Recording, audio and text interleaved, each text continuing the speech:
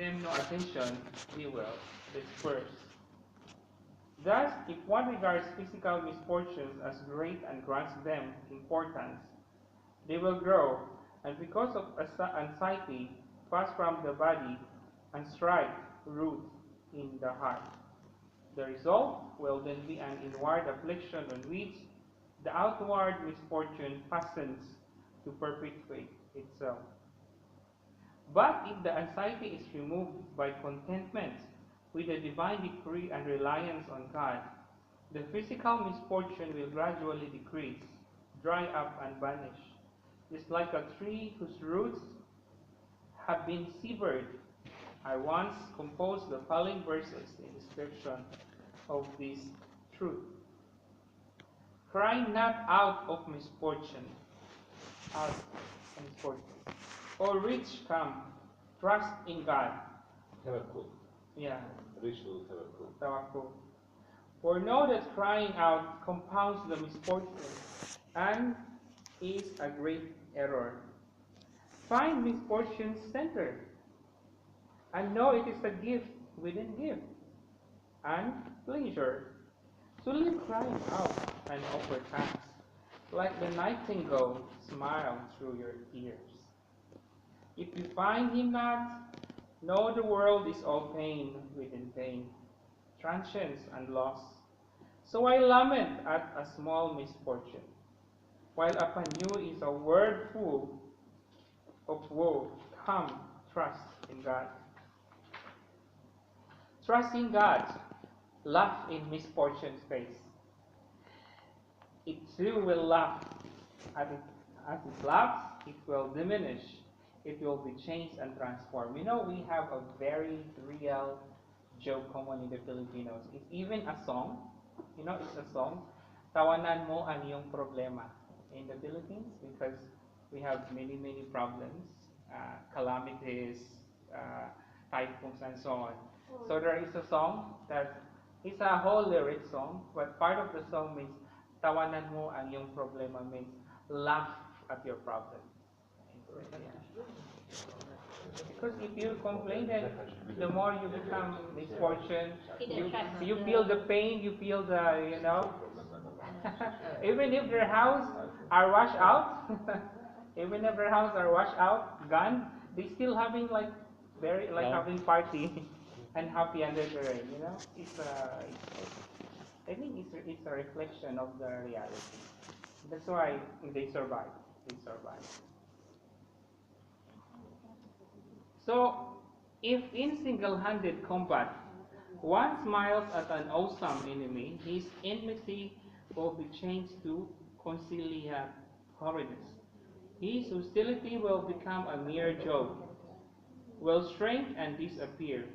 If one confronts misfortune with reliance on God, the result will be similar. So, Can you go? third matter. Third matter. Each age has particular characteristics.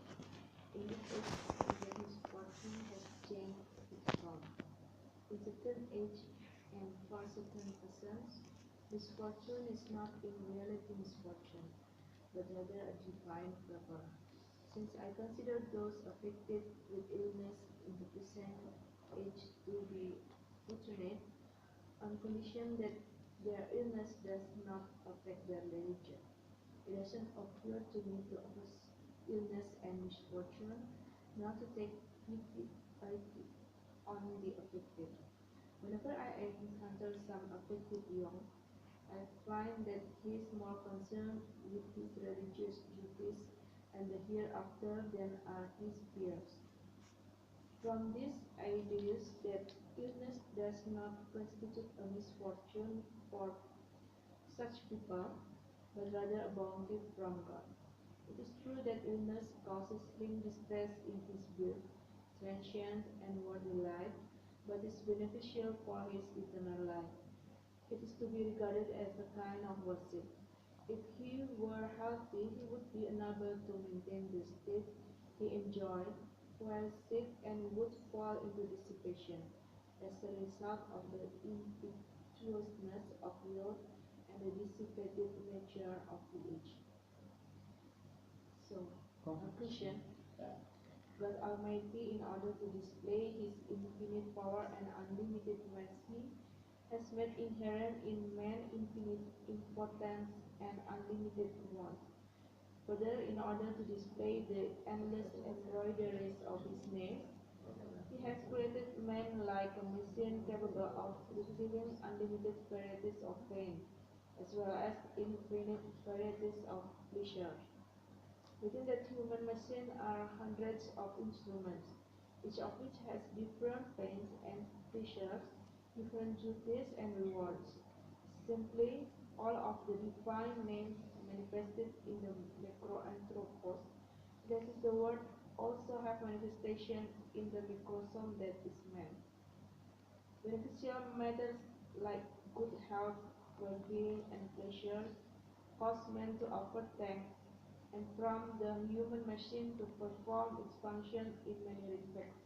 And thus man becomes like a factory producing thanks. Similarly, by means of misfortune, illness and pain, and other motion-inducing contingencies, the other cogs of the human machines are set in motion and revolution. The mind of weakness, impotence, and poverty inherent in human nature is made to work.